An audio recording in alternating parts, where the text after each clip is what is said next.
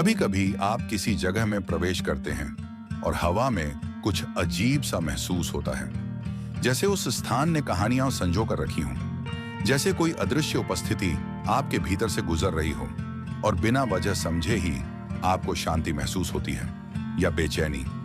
सच तो यह है कि शब्दों के बहुत पहले कंपन होता है और हर व्यक्ति, चाहे वह मौन में हो, एक ऊर्जा तरंग प्रसारित कर रहा होता है। यही वह चीज है जिसे प्राचीन लोग आभा कहते थे। एक सूक्ष्म क्षेत्र जो उस ऊर्जा से बना है जिसे हम साथ लेकर चलते हैं, उन विचारों से जो हम मन में पालते हैं, उन भावनाओं से जो हम दबा देते हैं, उन इरादों से जो हम खुद से भी स्वीकार नहीं करते। आभा आत्मा का प्रतिबिंब है तब जब कोई देख नहीं रहा होता। यह आत्मा की वह ध्वनि है जो तब निकलती है जब उसे कुछ साबित नहीं करना होता, और फिर भी हमारे चारों ओर की हर चीज उस पर प्रतिक्रिया देती है। लोग, घटनाएं, मिलन और बिछड़ाव हमारी ऊर्जा हमें पहले ही प्रस्तुत कर देती है, हमें पहचान देती है, हमें उजागर करती है और कई बार वही तय करती है कि क्या हमारे जीवन में टिकेगा और क्या दूर हो जाएगा। इसीलिए बाहर की दुनिया को नियंत्रित करने की कोशिश करने के बजाय शायद पहला कदम यह हो कि हम अपनी अंदरूनी कंपन की देखभाल करना सीखें।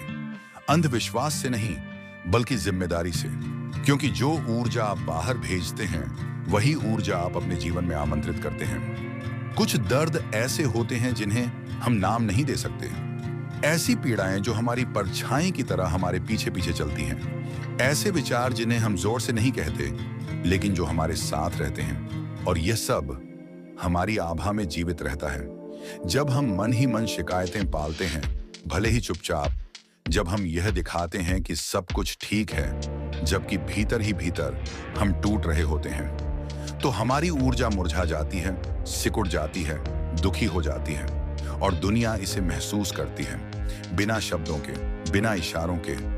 एक भारी आभा केवल क्रोध से नहीं बनती, ये थकावट से बन सकती है, पुरानी हताशा से, ऐसी रातों से जिनमें आंसू नहीं थे लेकिन नींद भी नहीं थी, उन उम्मीदों से जो रास्ते में कहीं छूट गईं। और सबसे पीड़ादायक बात यह है कि हम अक्सर इसे पहचान ही नहीं पाते। हम चलते रहते हैं, मुस्कुराते रहते हैं, काम करते रहते हैं, लेकिन हमारी कंपन हमारे लिए बोलती है, और जो भी घाव ठीक नहीं किए जाते वह दूरी बन जाते हैं, अलगाव बन जाते हैं, भीड़ में भी खालीपन का एहसास बन जाते हैं। आभा धुंधली हो जाती है, जैसे कोई दर्पण जिसे समय ने भुला दिया हो, और जो कुछ हल्का हो सकता था वह बिना किसी कारण भारी लगने लगता है। लेकिन एक रास्ता है, हमेशा होता है, क्योंकि आभा कोई नियति नहीं है, वह एक प्रतिबिंब है, और जो कुछ भी प्रतिबिंबित हो सकता है उसे बदला भी जा सकता है। आभा की चिकित्सा मौन से शुरू होती है, उस पवित्र स्थान से जहां कोई मुखौटा जरूरी नहीं होता, जहां आप खुद को महसूस करने की अनुमति देते हैं, बिना जल्दी, बिना प्रच्छन्न, बिना अपराध बोध के। आभा को शुद्ध करना कोई तकनीक नहीं है, यह एक समर्पण है। यह तब होता है जब आप यह तय करते हैं कि जो अब काम का नहीं है उसे छोड़ दें, जब आप यह चुनते हैं कि पुरानी पीड़ाओं को सहनशीलता के तमगे की तरह ढोना बंद करें। यह तब होता है जब आप समझते हैं कि आपकी रोशनी किसी और के क्षमा पर निर्भर नहीं है, बल्कि उस करुणा पर जो आप खुद को देने का निर्णय लेते हैं। छोटे छोटे अनुष्ठानों में अदृश्य को पुनर्स्थापित करने की शक्ति होती है। मौन में लिया गया वह स्नान जिसमें जड़ी बूटियां बचपन की याद दिलाती हैं, सोने से पहले बुदबुदाई गई वह प्रार्थना, वह धूप की महक जो कमरे में लहराती है जब आप बस सांस लेते हैं और सांस लेते हैं और सांस लेते हैं। आभा को शुद्ध करती है वह हिम्मत भी जिससे आप नहीं कह पाते हैं, सीमाएं तय करते हैं, उन लोगों से दूरी बना लेते हैं जो आपको विषाक्त करते हैं, भले ही वे आपको एहसान फरामोश कहें, क्योंकि आपकी ऊर्जा किसी और का बोझ उतारने की जगह नहीं है। वह एक मंदिर है और मंदिरों का सम्मान किया जाना चाहिए। जब आप सत्य को चुनते हैं तब आभा प्रकाशमान हो जाती है, चाहे वह सत्य तकलीफ दे, चाहे वह डराए, चाहे वह कुछ समय के लिए आपको अकेला कर दे। जब आप किसी के लिए कुछ करते हैं और कोई नहीं जानता, जब आप उस इंसान के लिए प्रार्थना करते हैं जिसने आपको कभी आघात दिया, जब आप थके होने पर भी पूरी उपस्थिति के साथ किसी के लिए उपस्थित होते हैं, तब आपकी आभा फैलती है। आभा की शुद्धि एक वापसी है, उन कहानियों से बाहर निकलना है जो दूसरों ने आपके बारे में घड़ी थी। ये याद करना है कि हर कोशिका में एक दिव्यता की चिंगारी कंपन कर रही है। और जब आप खुद को फिर से याद दिलाते हैं कि आप कौन हैं, तो दुनिया भी आपको पहचानना शुरू कर देती है। हर बार आभा किसी बड़ी त्रासदी से नहीं बुझती।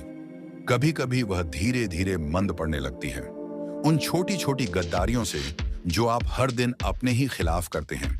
जब आप हाँ कहते हैं जबकि दिल नहीं चाहता है, जब आप मुस्कुराते हैं जबकि भीतर कुछ मर रहा होता है, जब आप टुकड़ों को प्यार कहकर स्वीकार कर लेते हैं, जब आप अपनी ही आवाज निगल जाते हैं सिर्फ इसीलिए कि एक ऐसी शांति बनी रहे जो सिर्फ बाहर है, भीतर नहीं।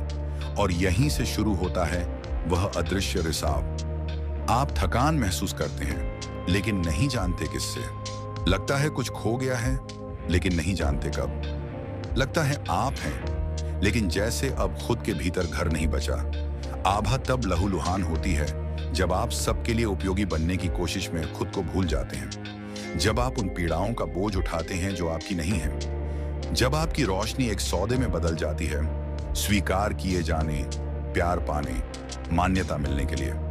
कुछ लोग चिल्लाते नहीं लेकिन अंदर ही अंदर मौन में गुहार लगाते हैं। आप उन्हें पहचान लेंगे, हमेशा मुस्कुराते हुए, हमेशा उपलब्ध, हमेशा मजबूत। लेकिन अगर आप ध्यान से देखेंगे तो उनकी आंखों में बिखरे टुकड़े नजर आएंगे, क्योंकि आभा भी रोती है। और कोई नहीं सिखाता कि इस तरह के घावों को कैसे रोका जाए। जरूरी है तोड़ना, उस उद्धारकर्ता के किरदार को तोड़ना, उस सोच को तोड़ना कि अच्छा बनने का मतलब है सब कुछ सह लेना। उन तमाम रूपों को तोड़ना जो आपने सिर्फ दूसरों को खुश करने के लिए ओढ़े थे। सिर्फ तब आभा फिर से धड़कने लगती है। सिर्फ तब आप जीने की कोशिश नहीं करते बल्कि आत्मा के साथ जीने लगते हैं। जब आप आईने में खुद को देखते हैं और अब और झूठ नहीं जीना चाहते, उधार के मुस्काने नहीं ओढ़ना चाहते, न ही यह वादा करना चाहते कि मैं ठीक हूं जब भीतर कुछ भी ठीक नहीं होता, बल्कि सब कुछ चुपचाप एक इलाज की पुकार करता है। यह क्षण पवित्र होता है क्योंकि यहीं से वापसी शुरू होती है।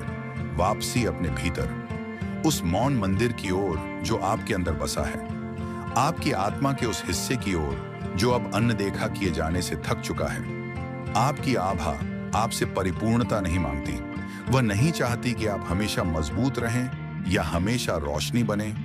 वह सिर्फ सच चाहती है, और सच चाहे जितना भी कड़वा हो शुद्ध करता है। शुद्ध करता है क्योंकि वह मुखौटे उतार देता है। शुद्ध करता है क्योंकि वह दर्द को नाम देता है। शुद्ध करता है क्योंकि वह इनकार की जंजीर तोड़ देता है। अपनी आभा की देखभाल करना असल में बाठी का आध्यात्मिक सम्मान का कार्य है। यह कहना है, मैं अपनी परवाह करता हूं, मैं खुद को चुनता हूं, भले ही दुनिया कहे कि अभी नहीं, भले ही आसपास के लोग न समझें। मैं जानता हूं, मैं महसूस करता हूं, मैं अपने पास लौटता हूं। और जब आप लौटते हैं कुछ बदल जाता है। आपकी उपस्थिति में उपचार का भार आ जाता है। आपकी ऊर्जा प्रार्थना बन जाती है। आपका जीवन, चाहे आप कहीं भी हों, फिर से खिलने लगता है। क्योंकि जब आपकी आभा सांस लेने लगती है तो आप सच में जीने लगते हैं।